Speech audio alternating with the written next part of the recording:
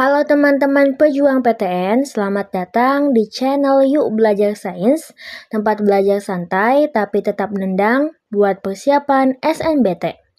Di video kali ini kita bakal kupas tuntas soal-soal kompetisi memahami bacaan dan menulis atau KMBM. Jenis soal yang sering bikin pusing karena bacaannya panjang dan jawabannya mirip-mirip semua. Tenang, aku bakal kasih tahu cara cepat memahami bacaan, teknik pilih jawaban yang paling logis, dan pembahasan detail biar kamu ngerti pola soal UTBK asli. Jadi, siapkan catatanmu, kita mulai. Untuk teks yang pertama ini adalah soal yang pertama sampai ketiga. Nah, caranya kita harus baca dulu pertanyaannya, jangan baca teksnya. Baca pertanyaannya, lalu baca teksnya, jadi jangan baca pertanyaan lalu option, bukan. Pertanyaan, lalu teks, lalu kita baru cek option. Kita langsung ke soal yang pertama. 1. Pernyataan yang paling sesuai dengan teks adalah keinginan untuk memindahkan manusia ke Mars sering dianggap sebagai solusi jangka panjang terhadap berbagai krisis bumi, seperti perubahan iklim dan kepadatan penduduk. Namun, kata namun ini merupakan kata yang bertentangan, penyambung kata untuk pertentangan. Nah, sebagian ilmuwan berpendapat bahwa gagasan tersebut terlalu optimistis. Mereka menilai bahwa teknologi yang dibutuhkan untuk membuat Mars layak huni masih sangat jauh dari tercapai. Selain itu, memindahkan sebagian kecil populasi manusia tidak serta-merta menyelesaikan masalah fundamental di bumi. Oleh karena itu, kata oleh karena itu, ini adalah kata selanjutnya pasti akan mendukung kata sebelumnya. Beberapa ahli menegaskan bahwa fokus utama harus tetap pada upaya memperbaiki kondisi bumi, bukan melarikan diri darinya. Nah, kita cek. Yang A, migrasi manusia ke Mars merupakan solusi paling realistis saat ini. Di sini tidak realistis ya, karena dijelaskan bahwa katanya di sini terlalu optimistis ya. Terlalu berarti bukan jawabannya, bukan yang ini, yang A. Jadi ini tidak realistis. Yang B, teknologi yang ada sudah hampir memungkinkan Mars dihuni. Nah, katanya di sini masih sangat jauh dari tercapai untuk teknologinya. Ya, berarti salah juga. Yang C, memindahkan manusia ke Mars tidak menyelesaikan masalah inti bumi. Nah, di sini dijelaskan manusia tidak serta-merta menyelesaikan masalah fundamental di bumi. Nah, ini kemungkinan besar ya yang C. Kita cek dulu yang D. Masalah bumi tidak dapat diselesaikan jika manusia tidak pindah ke Mars. Nah, kalau yang ini kurang tepat karena pindah ke Mars itu bukan satu-satunya solusi untuk menyelesaikan masalah di bumi. Yang E, para ilmuwan sepakat bahwa Mars adalah harapan utama umat manusia. Ini salah ya, malah para ilmuwan juga para ahli gitu ya. Para ahli atau ilmuwan ini tidak menjadi harapan utama untuk ke Mars ya. Jadi jawaban yang paling besarnya itu paling kemungkinan adalah yang C. Oke. Kemudian untuk soal yang kedua, dari teks dapat disimpulkan bahwa penulis, kita harus tahu penulis sepenuhnya menolak eksplorasi luar angkasa. Sepenuhnya menolak. Nah, tidak sepenuhnya menolak ya. Kalau ada kata-kata sepenuhnya menolak, sepenuhnya mendukung, itu biasanya salah karena itu opsinya terlalu mutlak gitu. Terus yang B, menganggap migrasi ke Mars adalah fantasi belaka. Tidak fantasi belaka ya. Ini para ilmuwan juga mengembangkan teknologi tapi belum memenuhi saja. Yang C, lebih mendukung usaha memperbaiki bumi daripada pindah ke Mars. Nah, di bagian akhir penulis bilang katanya lebih baik upaya memperbaiki kondisi bumi bukan melarikan diri darinya. Berarti ini C itu kemungkinan besar ya. Kemudian yang D, yakin Mars dapat dihuni dalam waktu dekat. Di sini karena teknologinya masih jauh ya, nggak mungkin kan waktu dekat bisa dihuni. Yang D salah. Yang E, percaya pemindahan penduduk dapat mengurangi krisis bumi. Tidak ya, karena bukan cuma masalah bumi itu bukan hanya masalah penduduk, tapi banyak, sehingga ini juga salah. Berarti jawaban yang tepat adalah C. Lanjut, soal yang ketiga. Maksud kalimat melarikan diri darinya ini. Melarikan diri darinya adalah menghentikan penelitian tentang Mars, bukan ya? Membiarkan bumi rusak tanpa perbaikan. Ini kemungkinan besar. Ini kemungkinan yang B juga. Yang C, menghindari inovasi teknologi luar angkasa. Salah ya. Lebih memilih tinggal di Mars daripada memperbaiki bumi. Ini juga benar. Mengabaikan potensi kehidupan di planet lain. Coba kita cek yang B sama yang D. Membiarkan bumi rusak tanpa perbaikan. Tapi berarti biar orangnya itu tetap tinggal di bumi. Itu kemungkinan yang B. Kalau ini kan melarikan diri berarti dia pergi ke mana gitu. Pergi di sini adalah pergi ke Mars.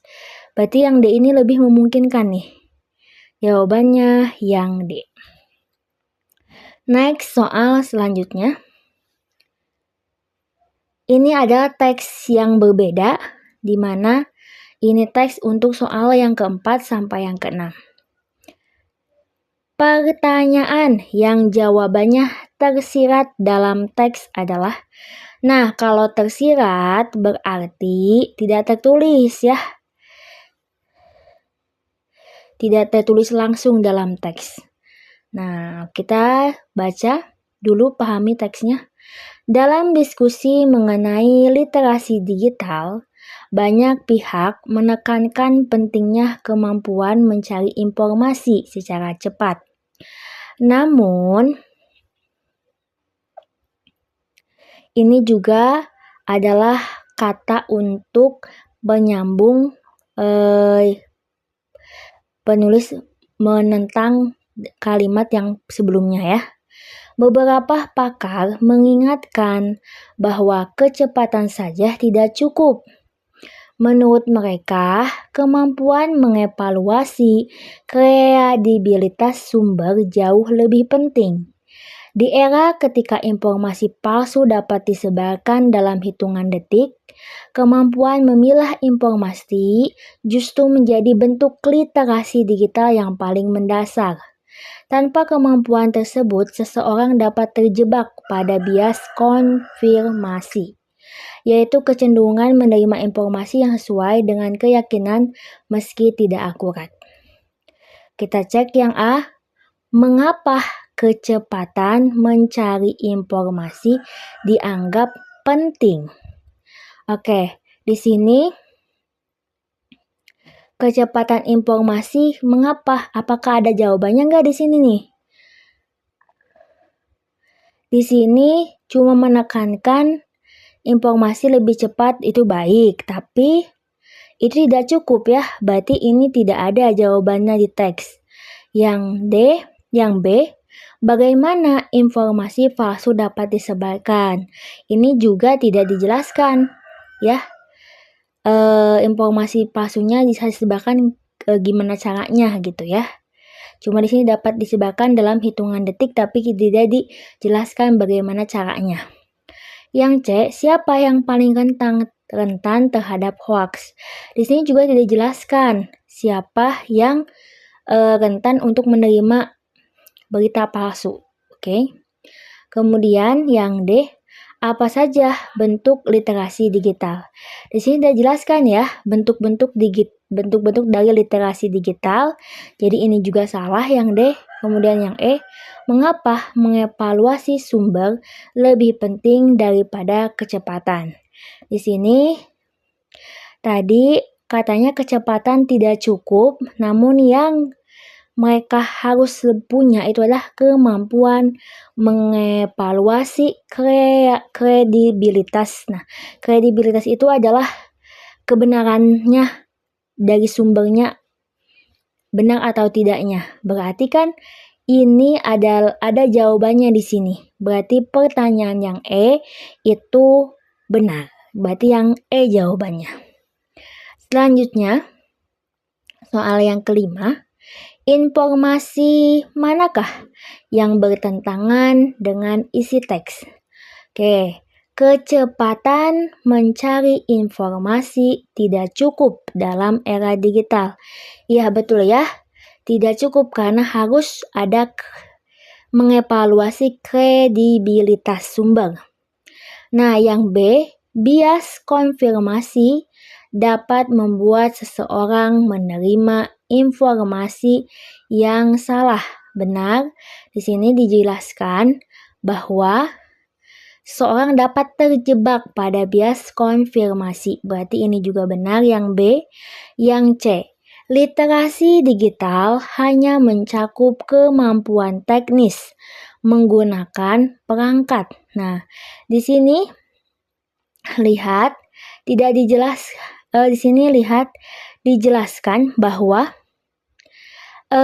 untuk membaca itu, literasi digital itu dengan waktu atau kecepatan bacanya yang cepat, berarti kan itu teknis. Nah, tapi dijelaskan juga bahwa yang paling penting adalah mengevaluasi kredibilitasnya.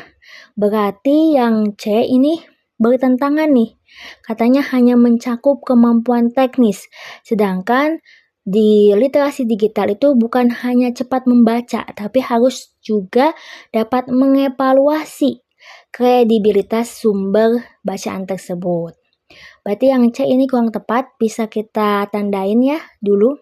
Kita keep yang C. Kemudian yang D, mengevaluasi kredibilitas sumber dianggap sangat penting. Ya, ini benar sudah ada di sini ya. Lebih penting katanya. Yang E, informasi palsu menyebar sangat cepat. Di sini karena katanya dalam hitungan detik informasinya, berarti kan cepat kan kalau detik. Berarti dari sini kita jawabannya yang C. Selanjutnya soal yang keenam. Apa yang menjadi argumen utama dari paragraf tersebut? Nah, argumen pertama kita cek, evaluasi sumber merupakan inti dari literasi digital. Ini bisa kemungkinan ya, karena ini mengevaluasi kredibilitas. Oke, kemudian yang B, literasi digital harus dimulai dengan kemampuan teknis. Tidak selalu ya, bisa saja dari bukan hanya dari kecepatan, juga bisa dari kredibilitas atau mengevaluasi kebenarannya. Kemudian yang C, informasi palsu sulit diidentifikasi. Iya, betul. Kemudian semua orang terjebak bias konfirmasi. Nah, kata semua nah ini kata semua itu jangan dipilih kalau ada kata semua orang, berarti itu kan mutlak. Nah, biasanya sebagian, nah itu bisa kemungkinan benar. Kalau ada kata semua, itu kemungkinan salah. Kemudian yang E, kecepatan mencari informasi menentukan kualitas literasi. Nah, ini juga tidak ya, karena kualitas literasi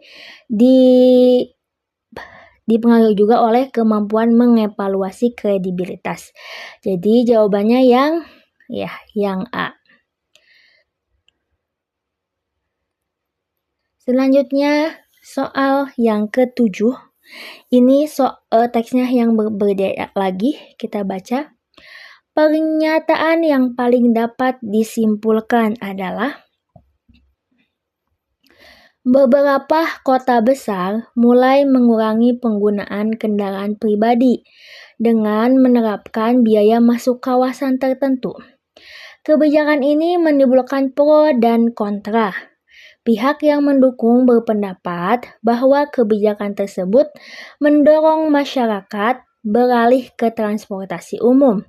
Sementara itu, pihak yang menolak menilai kebijakan ini tidak adil bagi masyarakat berpenghasilan rendah yang terpaksa menggunakan kendaraan pribadi karena keterbatasan akses transportasi publik. Nah, yang A, semua kota besar berhasil menekan penggunaan kendaraan pribadi. Ini tidak sesuai ya kesimpulannya, karena di sini menceritakan bahwa ada perbedaan pendapat antara pihak yang mendukung dan menolak untuk mengurangi kendaraan pribadi. Kemudian yang B, kebijakan pembatasan kendaraan pribadi dianggap adil oleh semua pihak. Padahal ini tidak adil ya. Ini di sini jelas ada kata tidak adil, bukan adil. Berarti yang B salah. Yang C, permasalahan akses transportasi publik menjadi salah satu alasan penolakan. Nah, ini kenapa ada yang menolak? Di sini jelaskan karena keterbatasan akses transportasi publik. Berarti yang C ini kemungkinan benar ya. Kemudian kita keep dulu yang D, masyarakat berpendapat rendah selalu mendukung semua kebijakan pemerintah. Tidak, ini adalah salah satu yang menolak. Itu adalah masyarakat berpendapatan rendah. Berarti bukan mendukung ya, malah mereka menolak. Kemudian yang E, transportasi umum sudah memadai untuk semua wilayah kota besar. Ini belum ya, ini dibilang beberapa, bukan semua kota besar. Berarti yang E juga salah. Jawabannya yang... Dan ini untuk tambahan kata semua nih. Ini kata semua, ini ada semua. Itu ini semua kota. Nah, ini biasanya mutlak. Jadi kata mutlak semua, selalu, hanya, tidak pernah. Nah, itu option yang memang sering salah. Jadi makanya jangan dipilih ya. Ini berarti jawabannya yang C. Lanjut untuk soal yang ke-8. Konflik utama dalam teks adalah A. Perbedaan pendapat mengenai biaya transportasi publik. Itu bisa berkemungkinan berbeda pendapat tentang keadilan kebijakan. Ini biaya transportasi publik yang A di sini tidak jelaskan ya mengenai biaya. Berarti salah.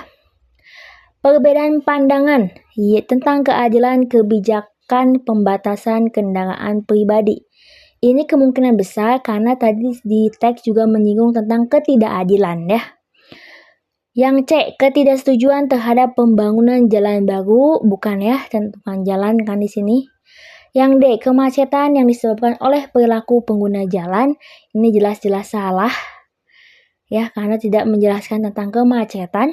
Kemudian yang E, penggunaan angkutan umum yang terlalu banyak, ini juga tidak dijelaskan di sini. Maka jawabannya yang B.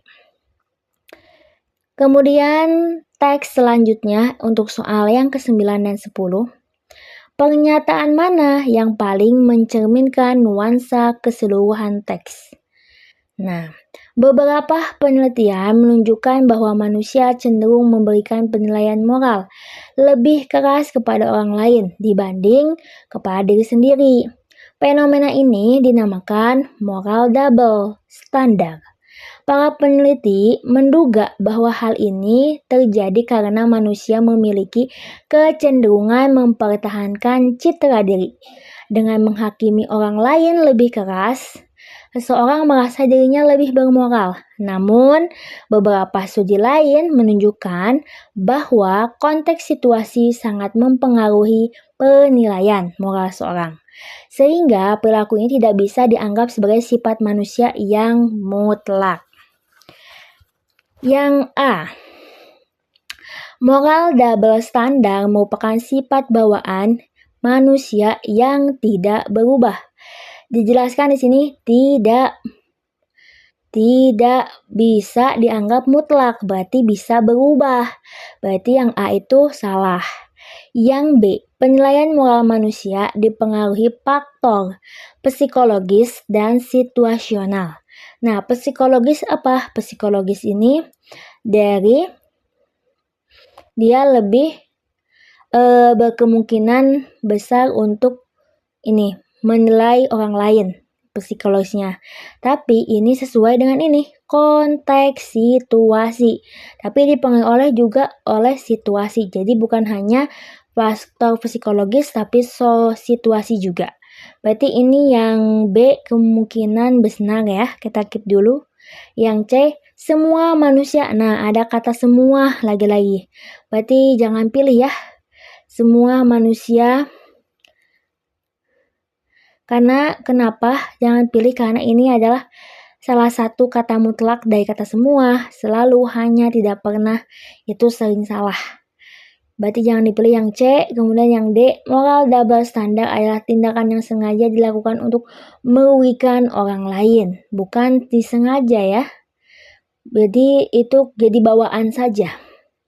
Kemudian yang E, tidak ada bukti ilmiah tentang moral double standard. Malah di sini jelaskan ada beberapa penelitian, bukan tidak ada penelitian ya. Berarti yang E juga salah. Berarti jawabannya tadi sudah di-keep yang B benar ya. 10. Berdasarkan teks, manakah inferensi yang paling logis? Nah, inferensi itu adalah kesimpulan yang kita ambil dari teks ini dengan kesimpulan yang masuk akal. Jadi tidak bisa asal-asalan ya, tidak bisa di luar teks. Memang tidak ada langsung dalam teks, tapi kita harus ambil kesimpulannya yang memang masuk akal, yang masih berhubungan dengan teks ini ya. Yang A, jika konteks mempengaruhi penilaian moral, maka moral double standard bisa saja tidak muncul dalam kondisi tertentu. Ini benar ya, kata-katanya di sini sesuai dengan konteks juga. Jadi bisa saja kalau beda konteksnya itu standar moral double standard itu nggak muncul. Itu bisa berkemungkinan yang A ini benar. Yang B, moral double standard adalah fenomena yang tidak dapat dijelaskan secara ilmiah. Padahal ini dijelaskan nih oleh para peneliti secara ilmiah. Berarti yang B salah. Yang C, manusia selalu memiliki citra diri yang buruk. Belum tentu ya. Belum tentu karena ada kata selalu nih. Selalu ini jangan, ada kata selalu nih, adalah kata mutlak, jangan dipilih karena sering salah. Yang D, moral double standard hanya dialami oleh kelompok tertentu. Tidak ya, semua manusia tadi bisa kemungkinan memiliki moral double standard. Kemudian yang E, moral double standard tidak terkait dengan keinginan mempertahankan citra diri. Padahal di sini kecenderungannya untuk mempertahankan citra diri. Berarti yang E juga salah. Yang tepat adalah yang A. Thanks banget sudah nonton sampai habis.